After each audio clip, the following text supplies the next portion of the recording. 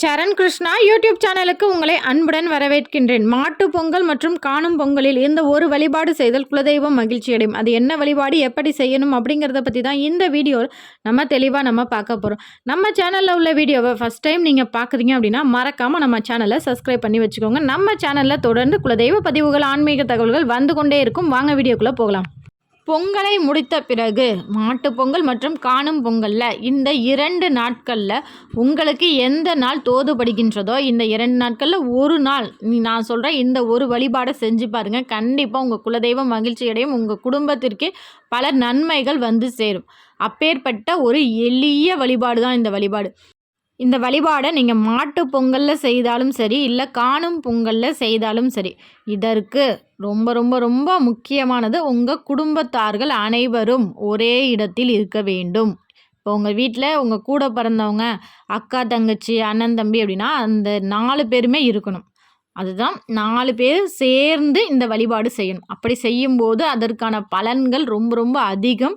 நம்ம முன்னோர்களின் ஆசீர்வாதத்தை முழுமையாக பெற்று தரக்கூடிய ஒரு வழிபாடு.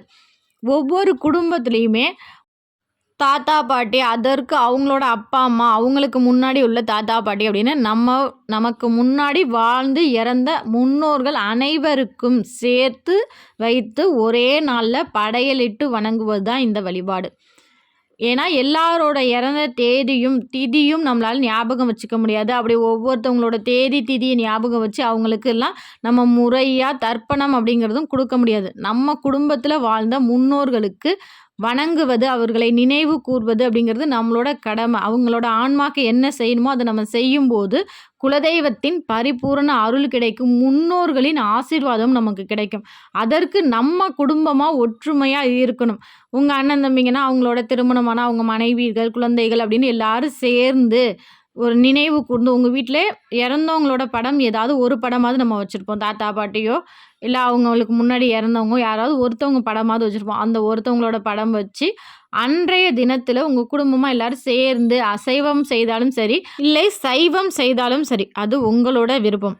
என்ன செய்கிறீங்களோ அதை எச்சில் படாமல் ஒரு இலையில் என்னென்ன சாப்பாடு செய்கிறீங்களோ அதை அனைத்தையும் வைத்து உங்கள் முன்னோர்களோட படத்தை வச்சு மனதார வேண்டிக்கோங்க. உங்களோட பிள்ளைங்க தான் நாங்கள், உங்களோட வம்சாவளி தான் நாங்கள். இப்போ இந்த அளவுக்கு நாங்கள் சந்தோஷமாக இருக்கோம். நாங்கள் இன்னும் மென்மேலும் எங்கள் பொருளாதார வளர்ச்சி, எங்கள் குடும்ப வளர்ச்சி இருந்து கொண்டே இருக்கணும். பிள்ளைகள்லாம் ஆரோக்கியமாக இருக்கணும். தொழில் வளர்ச்சி சிறப்பாக இருக்கணும்.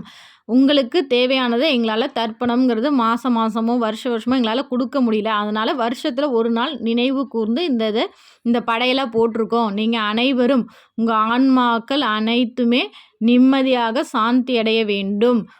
உங்களோட ஆசீர்வாதம் எங்களுக்கு வேண்டும். எங்களால் முடிந்த இந்த படையலை நீங்கள் சாப்பிட்டு எங்களை வாழ்த்துங்கள் அப்படின்னு சொல்லி மனதார உங்கள் குடும்பத்தார் எல்லாம் ஒற்றுமையாக நின்று மனதார வேண்டிக்கோங்க. எல்லார் கையாலையும் சாம்பிராணி போடுங்க.